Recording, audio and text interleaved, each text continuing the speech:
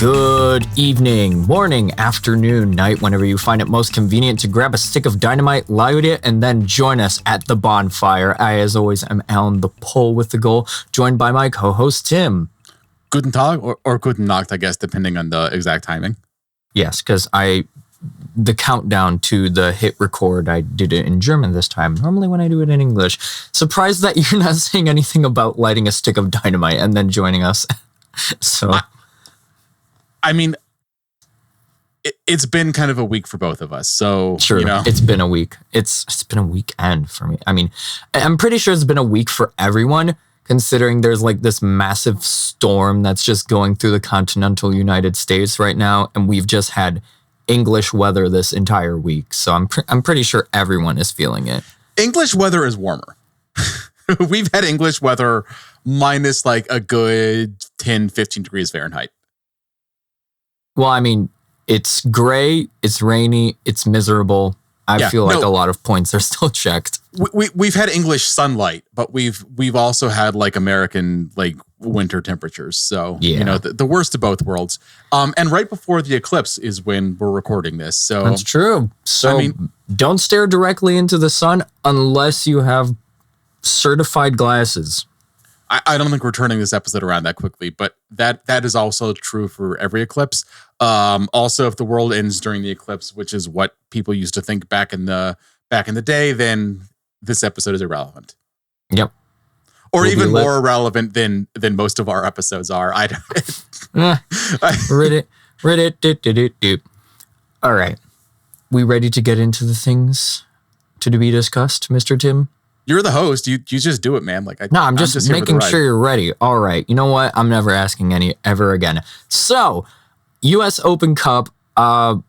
We recorded a quick fire right before the draw happened. So, Fire 2 in the third round will be playing against the Indy 11, which we also mentioned Lawrence Wooten, who recently signed a new contract, is loaned there, and he is also eligible to play there. And we still got a bunch of first-team players from the first team of the Fire that are able to play in the third round. Tim, who are they? I meant to look this up. So off the top of my head, I believe that Carlos Duran has now played enough minutes where he's not eligible. Arnaud Souquet would still be eligible. Wyatt Omsberg is still eligible. And then the usual kind of players that have spent a lot of time at the Fire too are still eligible for Open Cup duty. The cutoff line, I believe, is going to be players that have played fewer than 120 minutes in MLS. So you can look that up. Obviously, there is another match for the Fire between now and then. So anyone that crosses that 120-minute line at that point will no longer be eligible. In theory, Spencer Ritchie would be eligible. He played the first 45 minutes against Chicago City SC before giving way to Patrick Lose in the second half of that match.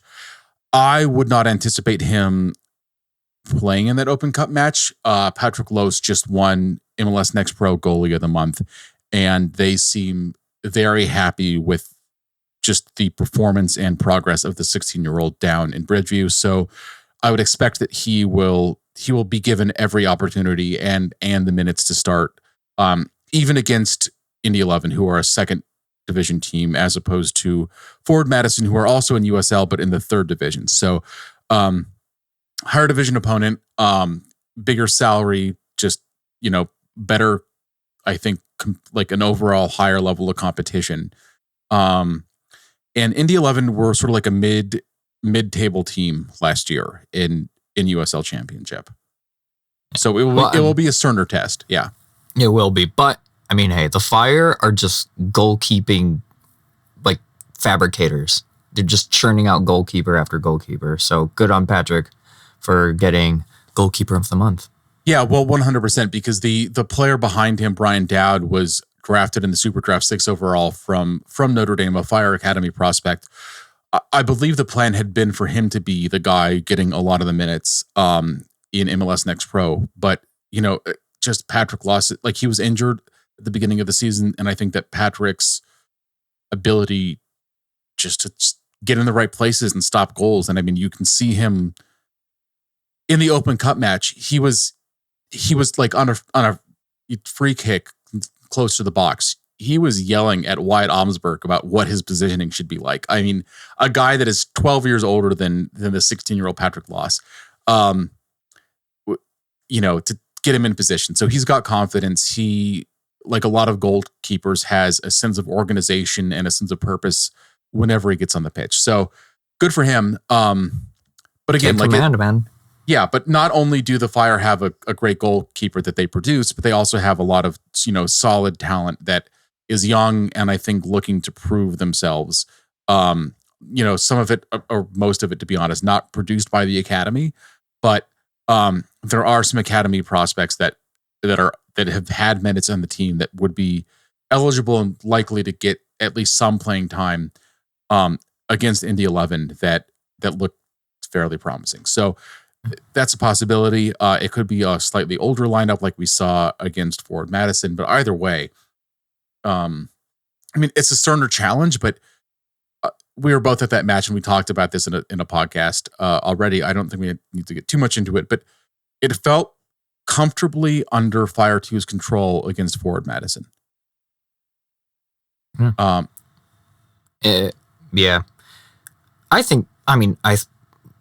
No matter what the result is going to be against Indy 11, it's going to be a good game, honestly. The next generation of Fire players is truly a bright one. And speaking of next generation, the under-15s defeated Sporting Kansas City's under-15s 1-0 in the Premier Group Championship final. So they lift gold. They did. And Alex Calabrese would like to point out, this is sort of like the consolation group from teams that didn't win their group. You're sort of like, it's the one place that MLS does pro rel, is the GA Cup. But having said that, I don't necessarily know how much weight you put on how a bunch of 14-year-olds play against some other 14-year-olds in 2 matches, which is what the group stage is. So they had an opportunity to advance in a tournament after dropping some matches in the group stage, and they did so, and they looked good in doing so. You can't argue with a win. You can't argue with making it down to the finish line and succeeding in a knockout competition. Yeah, nonetheless, good on them. Sticking on the topic of GA Cup finals, something we'll just touch about fairly quickly because it's an important issue, and it happened twice, essentially. The first one happened against Flamengo and Philadelphia Union's under-17. There was a little bit of a altercation between the two sides. Yeah, that's actually this was in the tournament semifinal. But essentially Flamengo had lost to the Philadelphia Union in the U17 semifinal. So the GA Cup has 2 main tournaments. One is U15s, one is U17s. Academies from around the world are invited to play. Manchester United was there this year. A club from South Korea was there. I think Arsenal was also there, right? Arsenal was there. Yeah, so you get a mix of every MLS team, more or less, plus some very big clubs that are great at developing people. I mean, the club that developed Ronaldo was there. You know what I mean? You get top clubs from Portugal, you get top clubs from Brazil, you get Manchester United, who had one of the most successful academy classes of all time in 1982 there. And you also get other clubs that Hajduk Split, who are one of the larger clubs in Croatia. I think probably the best known club out of Croatia. And on Friday, the New York Red Bulls pulled both their U15 and U17 teams out of the tournament after they said that basically a player on their squad had been racially abused by a player from Hajduk Split. The match before that, they said that some players from CF Monterrey, so Rayados' U17 team, had racially abused the Red Bulls goalkeeper, who is black. And so they decided to just leave the tournament at that point. That was reported on Friday by Tom Bogert at The Athletic, as well as some other places. when the Union played Hajduk, who had basically, when Hajduk won that match and advanced, the Union played Hajduk and they wore red tape on their wrist, which, I mean, the Union and Red Bulls are essentially like pretty strong regional rivals in every sense, but especially the academies, because those are two of the stronger academies on the East Coast. So for the Red Bulls players to be essentially wearing red tape on their wrists as a sign of protest and solidarity with their Red Bull, I guess, co-league. I don't know, people from the same league, but that are league typically league mates, but typical opponents. I think is significant. Yeah. So I mean, good on Union for supporting them. And then we thought this was all said and done. Apparently, after those incidents on Friday that led Red Bull to pull out of the tournament, both of their teams, the U15s and U17s, pulled out. Apparently, the league commissioners and the tournament authorities talked to all the teams and coaches and everything about the procedures and expectations around racism in the tournament. Like there's this, apparently, amongst other things, a specific list of terms that are not acceptable. My understanding is that it's not exhaustive. It's not like you can't say only these words, and if you use other words, you're safe. It's these words are definite no-nos, and if there's other phrases or terms that you're using that are racist, like that will also be considered. But like these are just like clear red lines. Mm-hmm. And those red lines were apparently crossed by Flamingo, who had 2 players sent off in their match, in their semifinal match against the Philadelphia Union. And then afterwards, it was enough of an issue where there was a post-match altercation where there's video on Twitter of players getting into a very heated shoving match after the game. I mean, this is like off the pitch. This is not a minute after the whistle blew. This is a while after. And that's how tense things still were. So at that point, Flamingo had lost the game against the Union. They were not going to make it to the final, but there was a 3rd place match. They were kicked out of the 3rd place match as a result of the racist incidents and possibly the subsequent episode. I'm not entirely sure the exact rationale for why they were kicked out.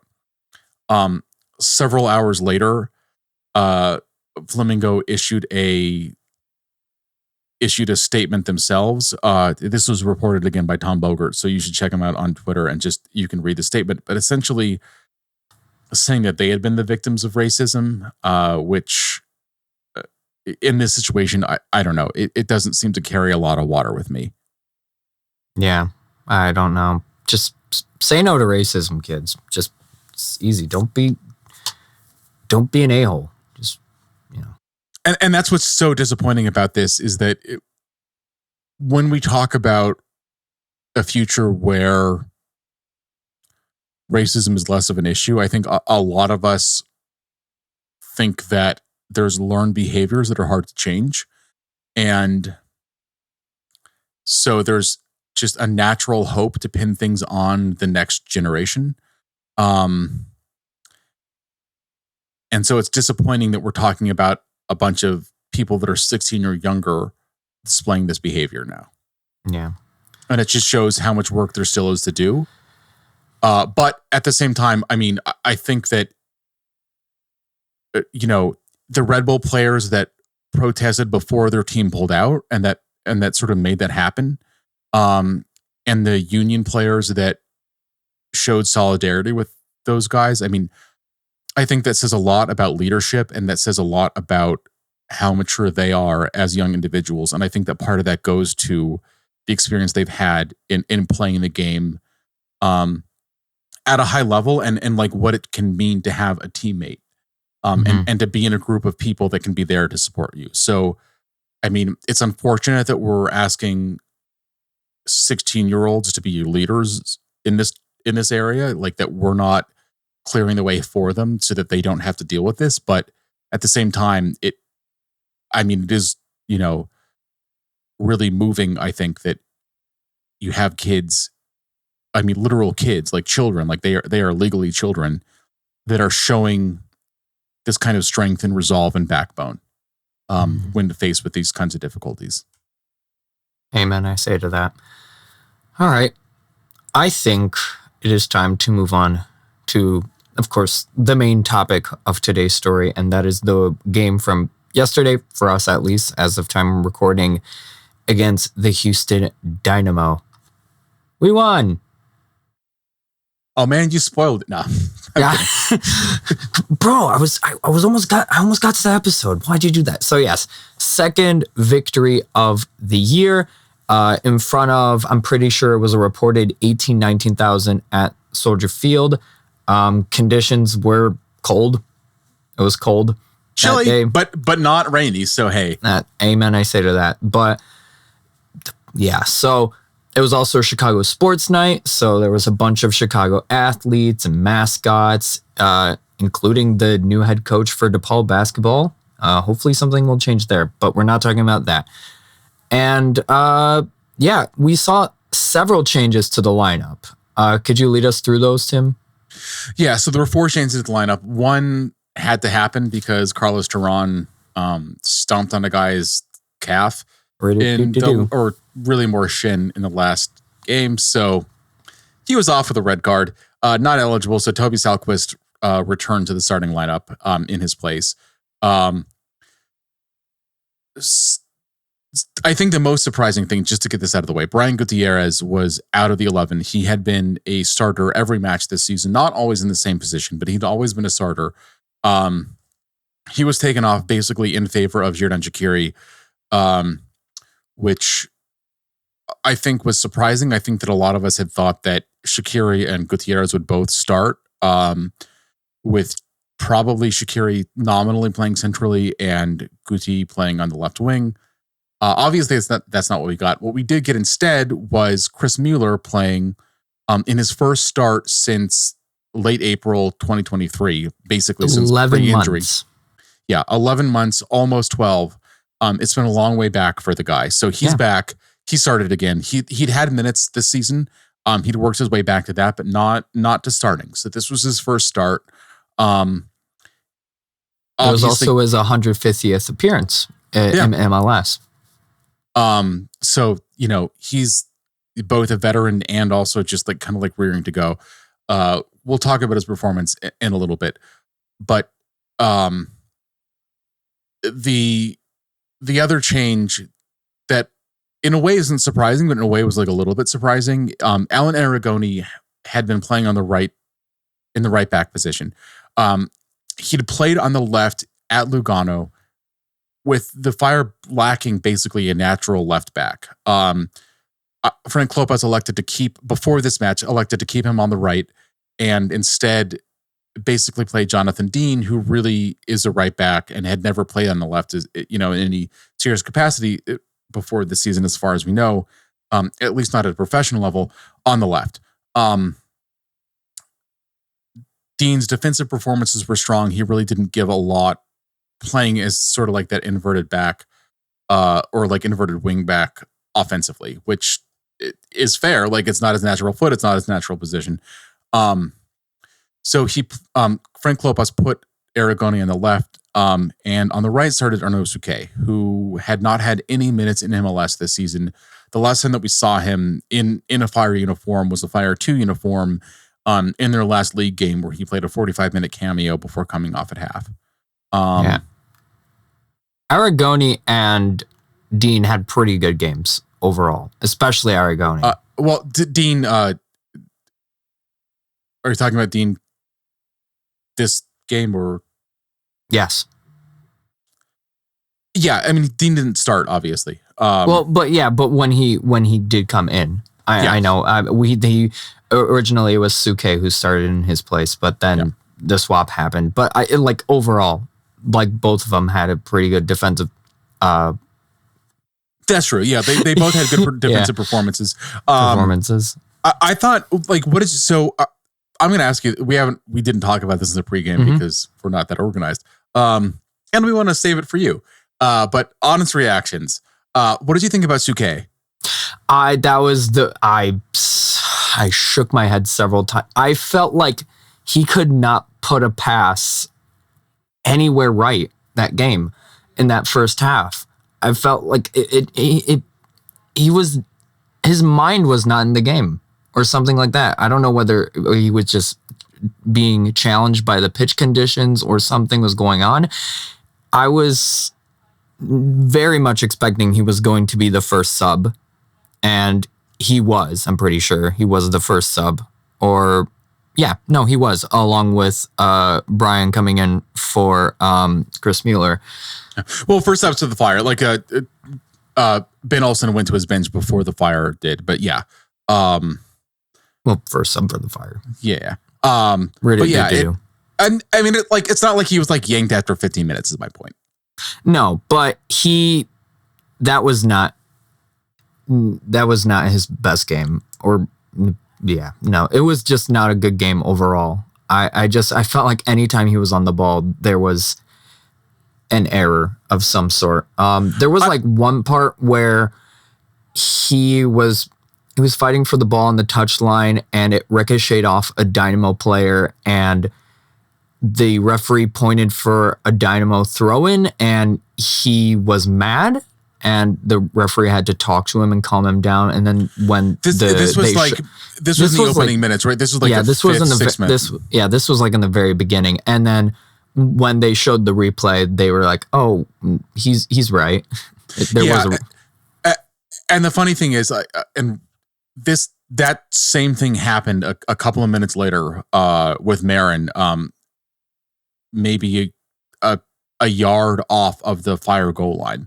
And Marin couldn't believe it was becoming a Dynamo throw-in, to the point that he spiked the ball like on the ground. I mean, like that ball got, like, that guy can throw, like that guy could, like should honestly consider like moonlighting for, like a minor league baseball team if he's got the time, which he doesn't. Because like he threw the ball on the ground and it went, I mean, like just the verticality of that thing on the bounce off the ground was crazy. So that happened twice for the Fire in the opening minutes. Mm-hmm. Yeah. So, I mean, like, obviously, like, they're, like, man, we made it a whole week without talking about the refs. That was nice. It was nice. Yeah. But now the normal refs are back. Yeah. So here we are again. So, yeah. Suke was probably the weakest link of this team. Overall, it was kind of back and forth in terms of the Fire and the Dynamo making errors. I think mainly because of pitch conditions. It was slip and slide. Like, a lot of players were just having a lot of difficulty being balanced or just standing upright. Like, a lot of players were just falling to the ground. And you saw that too. Like, the ball would bounce at some random places. Now, at the same time, it was a little surprising because, I mean, the pitch, at least from a macro level, looked okay. I mean, obviously there had been a fair amount of precipitation this week, but I mean, there's drainage, right? At Soldier Field, I don't know. Like, I mean, we both watch a Bears games where it's like by like week 5, we're thinking of the slip and slide that was against San Francisco a few years ago. Exactly. It's like, and like, there's just the number of points that you're like, it looks like a 1950s like football field by the middle of a Bears season. You know what I mean? It's like a giant mud patch. Like, you just want the guys to be going out there in leather helmets. Everyone gets a concussion. But yeah, it was surprising that, like, I'm guessing that pitch conditions were a factor. That is something that I think came up with a couple of players. They didn't seem to have specific issues with it. They just seemed to notice that there was some kind of a problem. Mm-hmm. Yeah. But, I thought Suke for a first game back had an okay match. To me, though, the reason that you start Suke, so I understand putting Aragoni on the left. He's the one guy. I mean, other than, I guess, Jonathan Dean, who has now, 2 whole games experience playing on the left side. He's the one guy in the Fire that had experience playing on the left that is not injured. So you go with the guy that knows what he's doing. I'm surprised a little bit that didn't happen before this match. So I get starting Aragoni on the left, and I think that's the right choice. The question then becomes who you start at the right in lieu of Aragoni, who had been the lock at right. And I think that the reason that Frank Klopas didn't do this before before this match is that he realizes that Aragoni has value on both sides of the ball on the right, and that you're losing some of that if you put him on the left. And so I guess, and I think that we kind of saw the problem with that last week in Atlanta, where the Fire really didn't have any width on the left side of the pitch because Dean wasn't really able to provide much in terms of support on that left side, which meant that everything went from like the middle to the right. That let Atlanta figure out how to crowd bodies in areas and stuff like that. And, you know, one of the reasons that the Fire, despite being decent, like up to the middle of the pitch, like didn't really get good chances on goal. So you change something, you put Aragon on the left. The question becomes who starts at right. And I guess the thought was probably that Suke does provide more of that wing back role than what Jonathan Dean does. Like Dean can do, he can run vertically up and down the pitch, but he doesn't really get into like the half spaces and stuff like that. So he doesn't provide anything other than that, like that very direct, like unidimensional verticality most of his matches. And so I think the thought is that Suke maybe could, you know, provide both the verticality as well as that ability to like contribute in, like work his way into a half space time and again and stuff like that. We didn't really see that. Like his touch map is largely, almost entirely in the Flyers' own half. A couple of touches a little bit past half, but all more or less like right down the right channel. So, I mean, that didn't work out. Like, I don't think that Dean would have been 300% better, but I think that Dean does provide more, just like energy on that right side and just more competitiveness of like a lack of willing to be beat. You know what I mean? Like he will never admit that he's down and out. And that means that sometimes he gets into places and makes defensive moves and save like in clearance, like that he has no business making because, you know, when he should be counted out, he doesn't count himself out and he is able to make that play. Yeah. Speaking of goals, because you mentioned goals in there. The first one came fairly early after the Fire have earned themselves a corner. There was a little bit of an altercation that the referee had to intervene in right before the kick was taken. Next thing we know, Rafa is on the ground and the referee immediately points to the spot. Yeah, and so I think on this, like, just to be 100% clear, so before the corner is taken, there's sort of a scrum that's going on.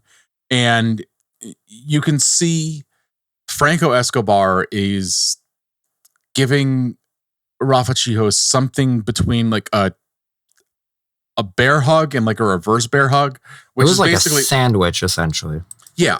And so the referee like notices this and basically says like, guys, like this is not like, this is not socially acceptable. Yeah, exactly. Leave space for Jesus and the Holy Ghost. But yeah, so, and then the restart, then he blows his whistle, you know, like, so we're getting ready for the restart. Like, the corner's about to happen. And then the Franco Escobar does exactly the same thing again, but turns the dial up to 11. Yeah. And I think that more than anything else is what caused it to be a penalty kick. Is not that there was, I mean, clearly Franco Escobar was manhandling Rafa Chijos. I mean, yeah. And to be fair, like there were like the Houston Dynamo had a plan to manhandle as many Fire players as they could throughout the match. Like there was a lot of shoving, there was a lot of pushing, there was a lot of like, and on the other end of it, yeah, and like the other end of it, yeah, like when a Dynamo player was, you know, like slightly touched, like they were trying to sell it for the ref. Like they were in CONCACAF Champions Cup earlier this season.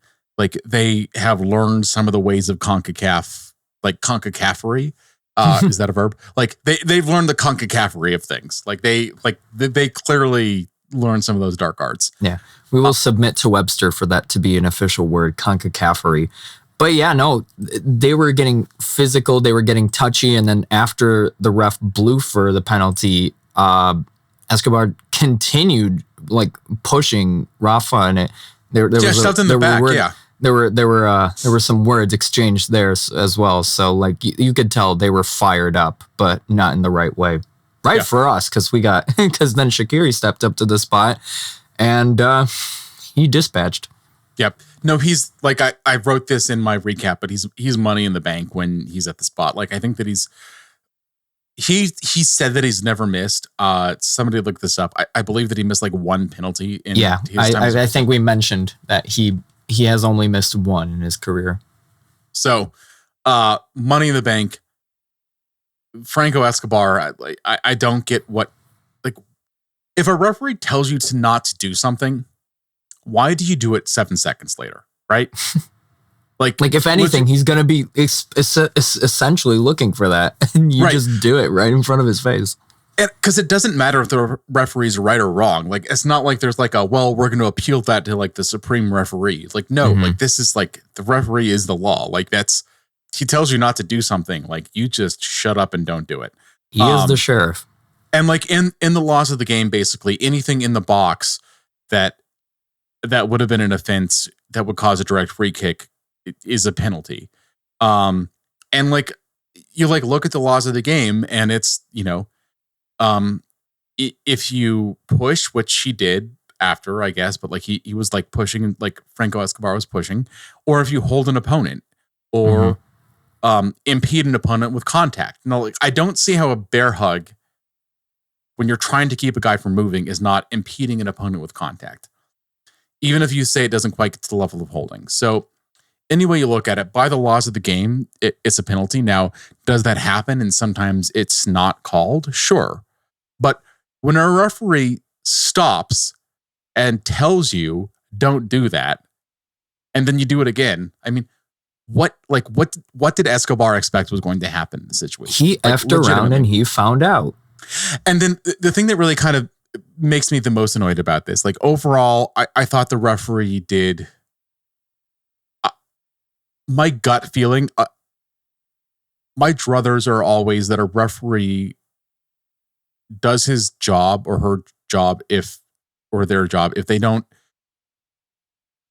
no player gets injured as a result of like player contact and stuff like that, and they don't interrupt the flow of the game. So overall, I think that I like a light touch with refereeing.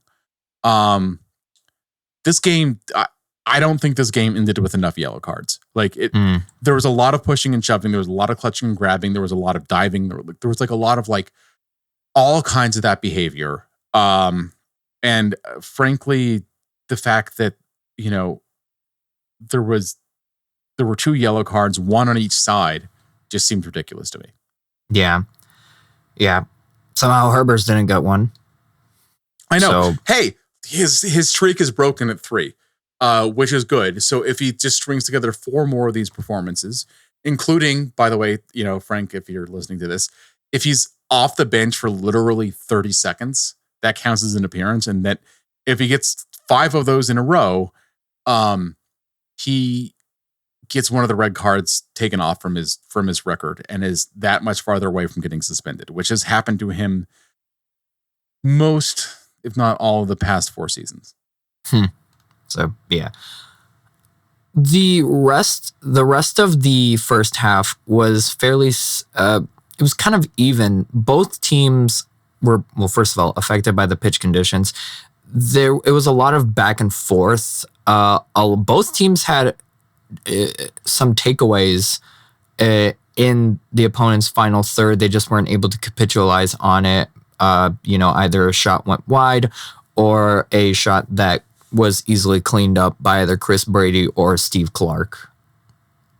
Yeah, I thought the Fire honestly had the more dangerous of chances, although I thought that largely, especially towards the end of the first half, Houston was winning some of the midfield battles. And, like winning battles in the midfield is like, gold star if you aren't ultimately able to get a good chance away after that, right? Because it's like, who cares if it doesn't result in something in the final third? but it did seem like they were able to control parts of the pitch and parts of the game in a way that like should be concerning if you're, watching the Fire or a Fire fan, because like if they're doing that, then it becomes a matter of time before somebody breaks through. Yeah. But yeah, second half starts, and we sort of mentioned before we started the episode and I also mentioned, I should have done this earlier, a quick shout out to the Dynamo faithful who invited me on their post-game reaction show. So go listen to that. It was a lot of fun, especially because, we won. But, shout out to them for having me on there. We talked a lot about individual errors and how the team, for the most part, would look all right. They're attacking all right, defending all right. And then an individual error would cause pain, essentially. And that was sort of what happened in the second half, around the 65th minute, right side. Fabi Herbers, he didn't get a yellow card, but he got an UFTA and essentially misplaced a pass, upon which Ibrahim Aliou capitalized with a rather heater of a shot into the top right corner to make it 1-1. Yeah, he definitely capitalized on that opportunity. It was a bad Herbers back pass. Careless, like it was an individual moment of just not, I don't know what it was, like lack of focus or something like that. I don't think Herbers had a bad game overall. He was a little bit more anonymous than he'd been over most of the season so far, which maybe is a little bit reversion to the mean from him because he had just been fantastic before this game. He was solid, I thought, or like okay to solid in the D mid for most of the game, but it's just like that move, man. Like why? Yeah, why? it was, yeah. He was trying to pass it back to Salquest, but even if the pass back to Salquest would have made it, there were 3 Dynamo players near the box. There's so much purple. Like why are you being casual with a pass when you're surrounded by purple? When in doubt, kick it out. That's what I've learned. Yeah, 100%. Especially because like we've got recent evidence that like sometimes if you kick it out, like the referee won't necessarily won't necessarily notice. Yeah, so hey, maybe you can just get a thrown out of that. Like, teachable moment. So yeah, that happened and 1-1. And I low-key thought this game would end in a draw if the events of the first half were to be similar, that both teams would have chances, but neither exactly on the point. Though I was ever so slightly worried after seeing that Aliou goal. Because Aliou had a brace against the Fire, a second half brace, if I'm not mistaken, in the U.S. Open Cup last June. Yeah. It was overall a performance where refereeing was probably center stage, but we've had this conversation several times. That's basically but the thing is, like, so if refereeing was got the star billing, like the leading supporter actor in that show was Aliou with the brace. Yeah. Best actor in a supporting role, essentially. Exactly. Best actor in a supporting role, Aliou with the brace. And he had a goal in this match, and so you're thinking, oh no, here, like, is this going to be like another, like, Corey Burke has scored goals against the Fire, and we'll talk about this in a little bit, so many times. Yeah. And so now you're wondering, like, is Aliou doing that, but multiplying that, like turning that up to 11, and is he going to be the guy that just like scores braces against the Fire? Because he especially, like, his game profile is he's anonymous until all of a sudden he's not. And he made himself not anonymous, scoring a goal. So, second half continues. The Fire are winning midfield battles. They are getting some shots in front of goal or in front of goal. Kellen Acosta, I remember, somewhere in the 75th minute, had a He tried to sort of recreate what Aliou did, but on the right, it didn't go in. Few minutes later, Shaqiri, basically right on the right hand, like from where we were, right byline, just looks up and decides to take essentially a field goal attempt. Lobs it forward to a running Brian Gutierrez.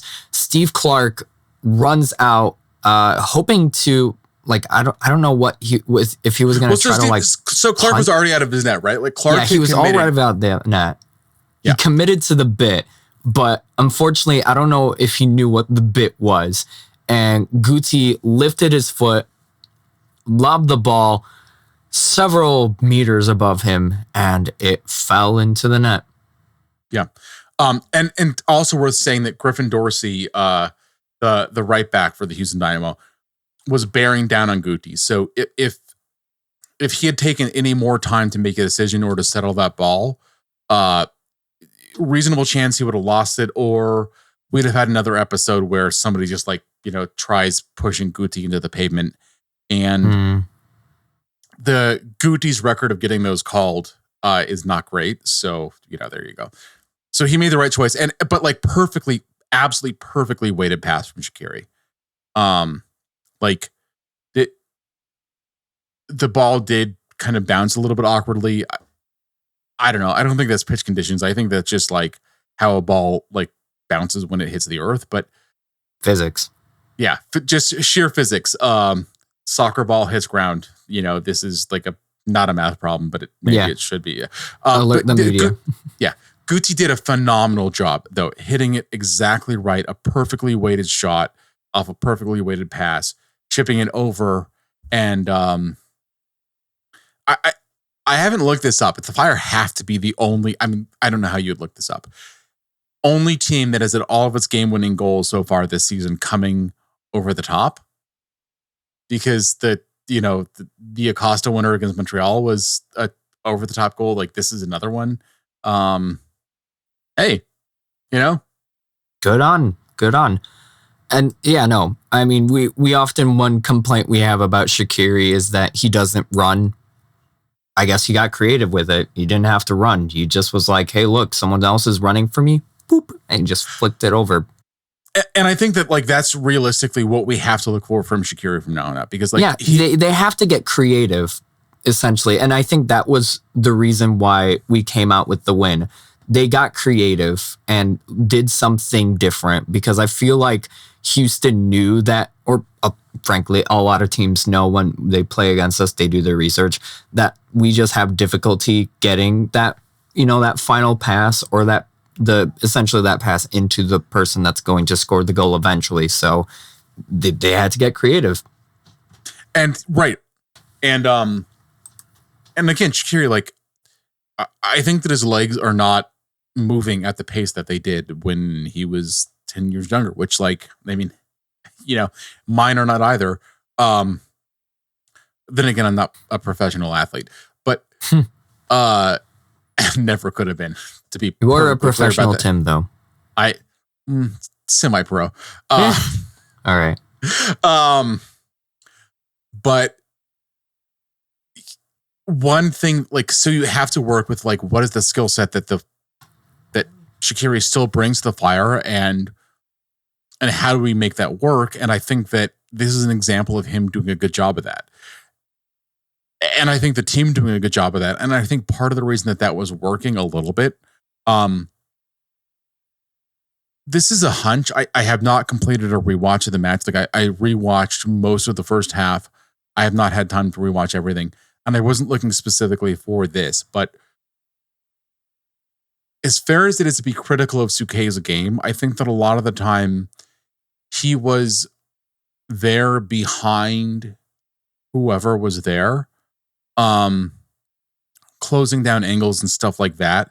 That meant that Shaqiri didn't have to try to occupy as much space. And like Kellen Acosta and Fabian Herbert didn't have to occupy some of that space as well, because, like, it was just, like, essentially, like, everyone, like, was pushed a little bit further up than what we'd seen before because Aragoni would sort of commit more as a wingback and stuff like that. And we really haven't seen the first choice, like with Andrew Gutman being on the left. So like there was always this like weird shifting going on of somebody trying to like cover a little bit more ground than they were comfortable with.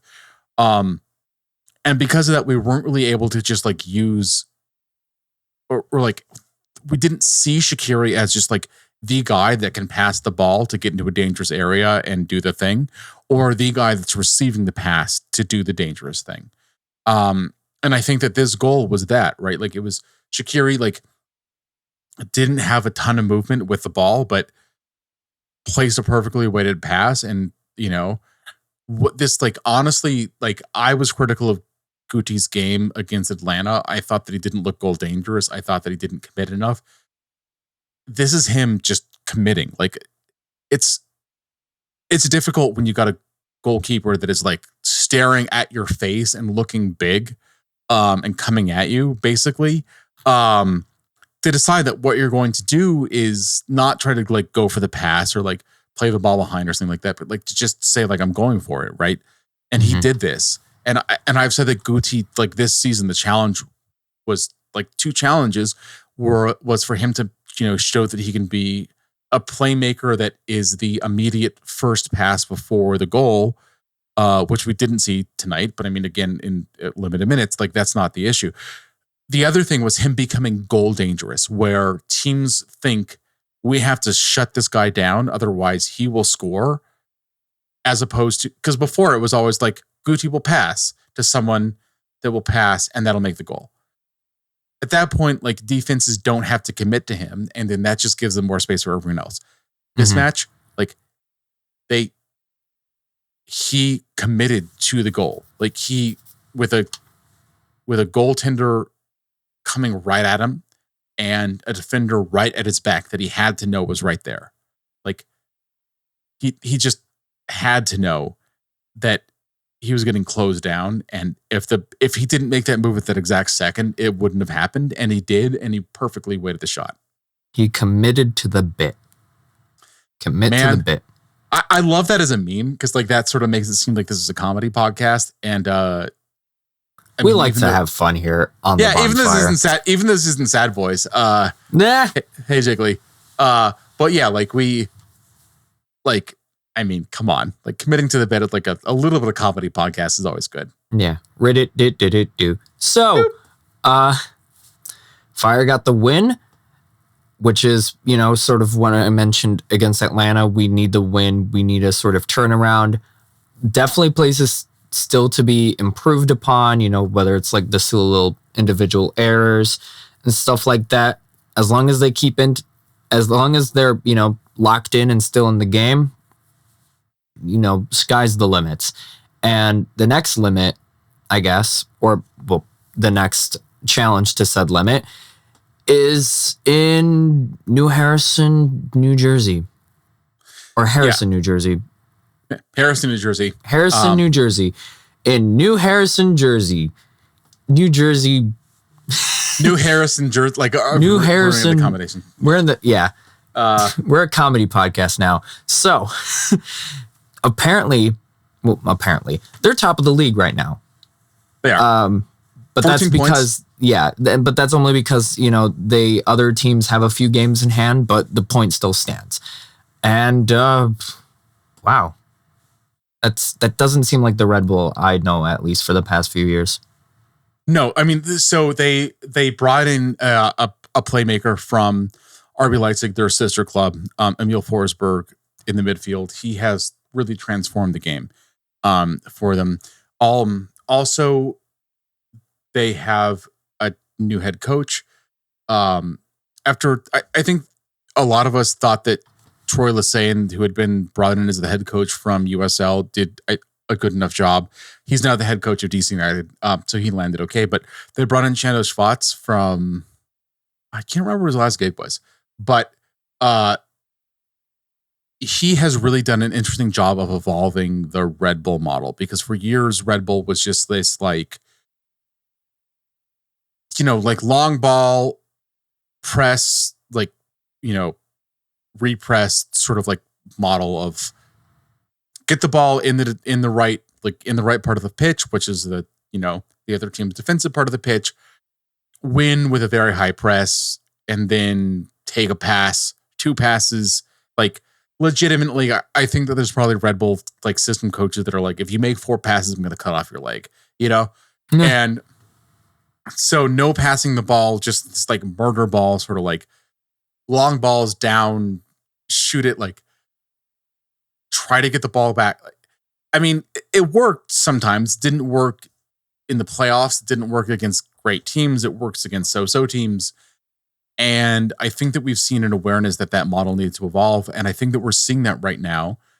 Possibly, by the way, like I really think this could be how the Red Bull like model evolves, not just here with Red Bull New York, but like the Red Bull model evolves globally, because it's working. Like they've added a full pass per sequence to their game. They went from being dead last to middle of the pack, which is something considering they're still doing that. They didn't get rid of the high press Red Bull model, right? Like they're still trying to win the ball back. They're still willing to concede the ball as long as they get it into a dangerous area. But it's no longer, we have to score immediately. They're willing to play a little bit more out of the midfield or the back. They're willing to try to take an extra pass to try to get a little bit more advantage. And I mean, it's been interesting to see, but it's also been effective because, like, as you pointed out, they're on top of the league right now with 14 points. Mm-hmm. Yeah, they have a 4-2-1 record. They beat Miami, though it was without Messi, 4-0. Their only loss of the season was to Columbus. So, yeah, no, Sandro Schwarz, who his previous gig was with, oh my days, I literally just looked this up and I forgot. Me too. Like, I'm glad that, like, Hertha Berlin, that's where it was. He was with Hertha Berlin. And I forgot that, man, I watched so much. I watched like legitimately like 4 or 5 matches, all 90 minutes of him that year. And he did not survive the year because I think he had majority losses to wins. So he was not there for too long. I'm glad that he fell into a Schwarz hole for both of us, though, in terms of like, memory. We're coming. Perfect comedy, I guess, man. Oh my days! But yes, we actually maybe the problem, Alan, is that we're talking too much together. Like, I guess maybe. So yeah, no. This is a different New York Red Bulls with Sandro Schwarz as well as Emil Forsberg, who is, fun fact, getting a divorce at this moment. I just wanted to throw that in. That's like airing some dirty laundry. But he essentially was like, man, so glad to, like, when he was brought to New York initially, was like, so glad to be here with my family. And except he didn't tell his family. Well, allegedly. Allegedly. As with all these things, I mean, I don't, whenever there's anything that is this close and this emotional with like 2 people, even if they're trying to be honest, I don't really necessarily have full faith that anyone can 100% give a realistic appraisal of events. I'm just sorry for his family going through this, and especially the kids. Adults are like whatever, like you can do whatever you want to yourselves and knock yourselves out. But yeah, think of the kids, man. Think of the children. Think of the children. So, but also on top of speaking about bad people involved with Red Bull New York, the current leader in league assist is Dante Van Zier, who was suspended 6 games last season for racism. He currently has 6 assists 7 games into the season and got his first goal in the last match. So say no to racism, kids. Except if you're, Red Bull's record with racism is very complex at this point. Yeah, so it is very complex. But I mean, like, legitimately, like, I'm not trying to judge someone. I'm just trying to say this is the thing that happened. And this takes nothing away from what the kids did at RB and Y to advocate for what they needed to do to protect themselves as a team, which was awesome. But they're a dangerous team. They have the league leader in assists. They have one of the co-league leaders. I want to say is close. How many goals does he have? Lewis Morgan tied for 6 goals which is tied atop the table for most goals in the season. Number 9 for the Red Bulls. Dangerous team. Yeah, this is a different team. It's not the same team that the Fire beat last year or tied 3-3 2 years ago in Harrison. So it's definitely going to be an interesting game. I just realized DJ has left us a note in terms of his prediction. He says, I predict the Fire draw 4-4 with goals from Mueller, Kuipers, Aragoni, and Mihailovic. I may or may not be drunk in a Walmart parking lot because apparently every hotel in central Indiana is rented or charged over $200 for a night. Also, it was awesome seeing the Fire 2 match, even if I was away from everyone. Alan, Tim, Arai, Jiggly are cool. Matt is Matt. Thank you, DJ, for the lovely note. By the way, I met DJ IRL. I don't think we talked about this in the recap pod of the U.S. Open Cup match. Afterwards, he was in full Florida uniform, so even though it was 30 degrees, he got out of his car wearing shorts and a t-shirt. Love that for him. And he also had several boxes of pizza from Aurelio's, which he gave me one. Yeah, good guy. It was a good pizza. Also good pizza, yeah. So predictions. It's kind of hard for me since this is a new look Red Bulls team. I do want to say that there's going to be goals galore, though. I don't want to. I don't know. I'm having such difficulty. Do I want to be optimistic or pessimistic? I want to be optimistic, So I'm gonna go. I'm going to say it's going to be similar to the game against Dynamo, 2-1 for the Fire. I think they'll manage to just keep mentally sane, essentially, especially after the Atlanta game. They'll find a way to just stay in the game, even if they go a goal down or something like that. Stay in the game. That's the main thing. Lock in, keep your head in the game.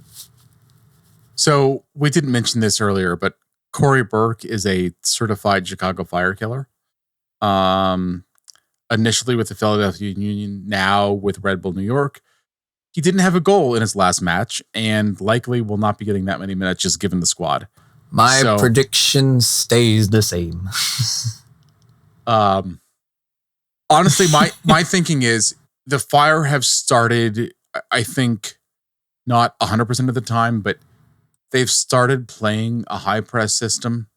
A lot of the time, I think that's the direction the team is trying to head. Tactically, I think that overall Red Bull are a faster team. The odds are they can probably find a way to win at home, but at the same time, I kind of feel like the Fire have enough talent and enough ability around them that if they play their game right, they can really kind of frustrate what Red Bull's game model is. Yeah, you see where my thought process was as well. Yeah. I mean, my thinking is just make it a game of giveaway. So it's because Red Bull doesn't want the ball. They want you to have the ball and make a mistake with it. So it's oh, no, you have it. No, you have it. No, you. After you. No, please, I insist. Exactly. And honestly, I think that push come to shove, the Fire can push for a draw in that match. I don't think it's going to be 0-0, although that would be very unsatisfying in a way that would make me kind of happy. But I mean, my thought is probably a 2-2 draw would be both interesting and satisfying. So I'm going to say 1-1 because that would be not really that satisfying. But I think that the Fire can grind that out. Because the Red Bull are much improved. I think that the Fire need to get good performances from their center backs, which they really haven't had to this point. Carlos Serrano's back, so there's rested talent that's available for Frank Klopas if he wants to use it. So we'll have to see. All right. Amen, I say to that. All right. Well, thank you, ladies and gentlemen, and they, them of the fire, for listening to this iteration of the Bonfire. It's been a long week, honestly, so hopefully you guys are staying warm, staying cool, staying dry, staying chillaxed. That's what I'm going to say. That's how I'm going to end it. Like, warmer days are ahead, sunnier days are ahead. Hope you guys enjoyed the clips. I know I am. I'm going to go to the Adler Planetarium for that. I'm going to have some fun. My classes were literally canceled for it, so I'm going to make time for it. Man. All right. Well, come on, you in red, and beware of minute pitchforks, especially during eclipses, I guess. I stole your line. I know. It's fine. But yeah, like Tim said, come on, you men in red.